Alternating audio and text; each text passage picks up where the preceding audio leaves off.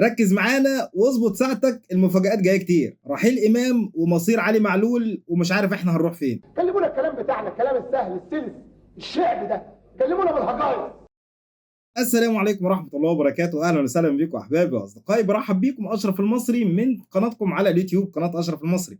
اتمنى كده في البدايه من كل اخواتنا واصدقائنا ما تنساش الصلاه والسلام على رسول الكريم، اعمل لنا لايك، اعمل لنا اشتراك في القناه، فعل زر الجرس، اكون شاكر جدا جدا ليك، وادعي لاخواتنا في ارض العزه ربنا رب يحفظهم وينصرهم. نبدا كده اول كلامنا، خليك صاحي ركز. يوم الخميس اظبط ساعتك، يوم الخميس بالليل الساعه 12 غير الساعه من 12 لواحده عشان خلاص هندخل في التوقيت الصيفي، والمغرب بقى يأذن قبل الفجر بنص ساعه ولا حاجه. لكن ده مش معناه تغيير موعد لقاء النادي الاهلي يوم الجمعه. الاهلي ومازيمبي هيلعبوا الساعه 9 في استاد القاهره، هيبقى حاجه كويسه لجمهور النادي الاهلي ان لسه الوقت هيكون لسه بدري، العشاء هتكون لسه مأذنه، وان شاء الله باذن الله هيكون الوقت معاكم طويل في العوده ان شاء الله باذن الله يا رجاله. وان شاء الله كمان نتمنى التوفيق للنادي الاهلي في اللقاء ده بالفوز، لانه لقاء مهم جدا جدا. واتمنى بشكل شخصي لمصطفى شوبير ان شاء الله باذن الله يعمل كلين شيت عشان يبقى 7 على التوالي، وده ما حدش وصل له قبل كده في النادي الاهلي. بما اننا اتكلمنا عن موعد لقاء الاهلي، فكمان موعد لقاء نادي الزمالك يوم الاحد اتغير بقى المره دي. كان المفروض الساعه 6، لا هيكون الساعه 7 بتوقيت مصر. واحنا عارفين ان نادي الزمالك هيلعب في غانا مع فريق دريمز اللي تعادلوا هنا 0-0 في لقاء يعني كان من جانب واحد من نادي الزمالك. ان شاء الله باذن الله برضه بالتوفيق لنادي الزمالك، فريق مصري نتمنى ليه التوفيق ويكسب البطوله دي ويقابل الاهلي على السوبر الافريقي ان شاء الله باذن الله، والاهلي ياخد منه التاسعه، اصلها مستعصيه علينا شويه. فيما يخص تذاكر لقاء النادي الاهلي وفريق مازيمبي، خلاص التذاكر كلها انتهت، 50,000 تذكره. شفنا لقاء نادي الزمالك كان الجمهور اللي موجود في الملعب اعتقد من وجهه نظري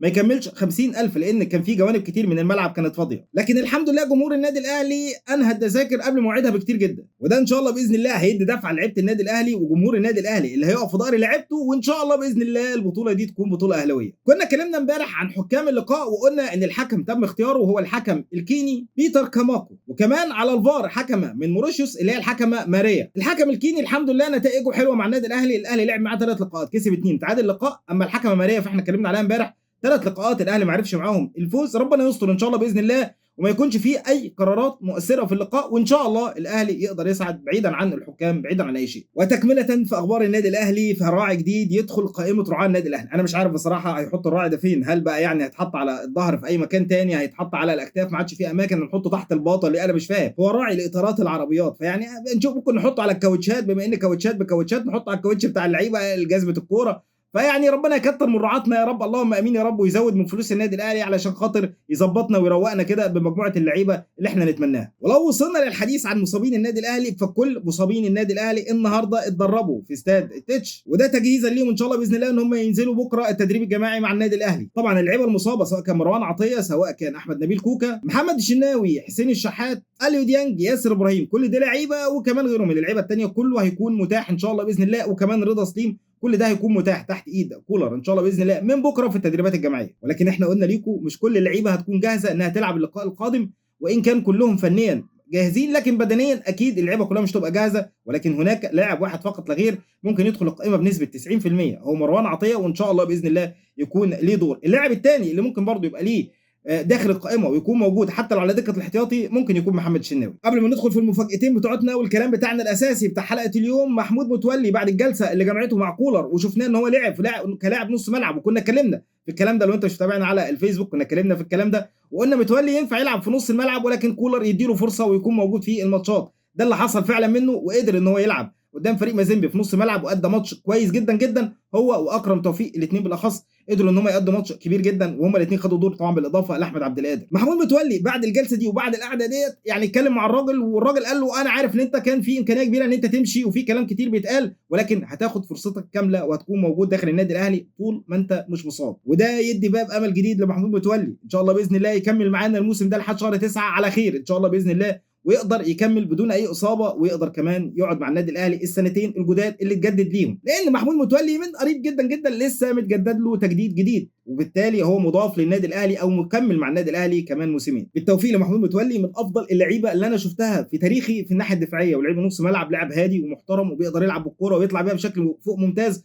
وكان ثنائيه جيده جدا جدا سواء كان هو وياسر ابراهيم او هو ومحمد عبد المنعم. اتمنى ان شاء الله باذن الله استمراره وعدم اصابته مره اخرى، لان بصراحه اصاباته كتير، ربنا ان شاء الله باذن الله يحميه ويحفظه. خلينا بقى نروح لحاجتين مهمين. الحاجه الاولى قصه امام عاشور.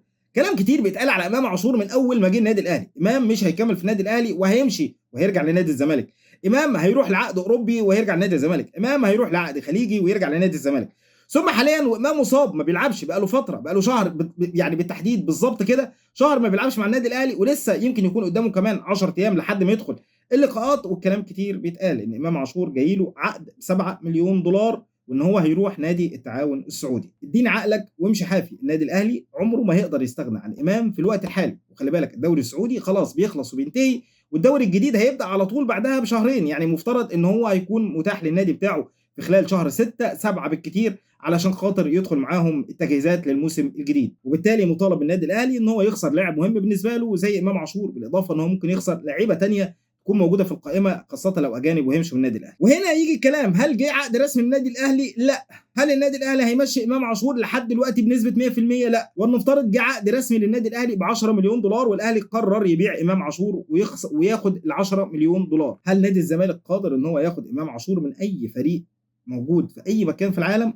لا، لو مشي امام ب 10 مليون دولار، الا اذا امام راح فعلا التعاون السعودي وما اداش بالشكل الممتاز اللي مطالب منه داخل الدوري السعودي. ساعتها ما يكونش عندهم اي مشكله انه يمشوا امام بدون ان هو ياخد باقي الراتب بتاعه بعد موسم واحد، وان هو يروح اي نادي هو عايزه بلا اي مقابل. وعادي عندهم طبعا ال 7 مليون دولار كانك بتتكلم في 7 جنيه. احنا عارفين بقى نادي التعاون يعني بترول وحاجات، يعني مش عايزين نتكلم كتير يعني. وبالتالي ما تقفلش كل الابواب ولا تفتح كل الابواب عشان بس مش يجيلك شويه هواء او يجيلك برد ولا اي حاجه خالص. خلينا كده نكمل مع بعض ونقول امام عاشور داخل النادي الاهلي حاليا لاعب في النادي الاهلي، ندعمه وراه وفي ظهره، والنادي الاهلي عمره ما هيبيع امام عاشور الا اذا كان رقم كبير جدا جدا، والنادي الاهلي هيعرف يضمن حقه ازاي في بيع اللاعب، مش هيغلط غلطه واحد كان موجود قبل كده. اخيرا وليس اخيرا، علي معلول. قصه علي معلول قلنا احنا مش هنتكلم في التجديدات ومين اشترى ومين اتباع، ولكن طلع اسم جديد، والاسم ده برضه كنا اتكلمنا عليه في صفحتنا القديمه على الفيسبوك، كنا اتكلمنا عليه كمان في صفحتنا الجديده على الفيسبوك صفحه اشرف المصري. وقلنا يعني بما ان النادي الاهلي عايز ان هو يمشي علي معلول او مش عارف يجدد لعلي معلول، او علي معلول مطالب ان هو ياخد رقم كبير،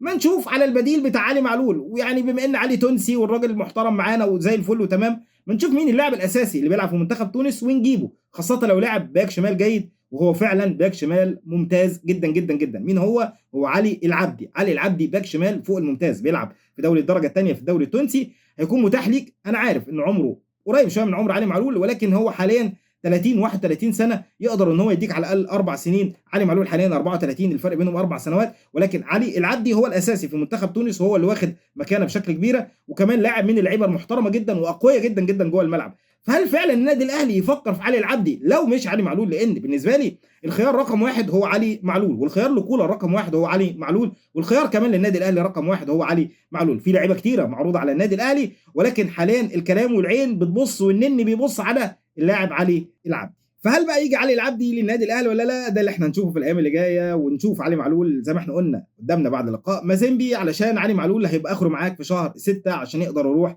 نادي جديد، وبالكتير خالص ممكن يكون معاك لحد اول 7. فبالتوفيق للنادي الاهلي، وان شاء الله يقدر يجدد لعلي معلول. ولو مش علي معلول اتمنى من كل قلبي يكون عندنا علي العبدي، حتى لو في فتره زمنيه مؤقته 3 سنين يقدر يدوم لك بشكل فوق الممتاز. وان شاء الله باذن الله يكون موفق لو جه النادي الاهلي.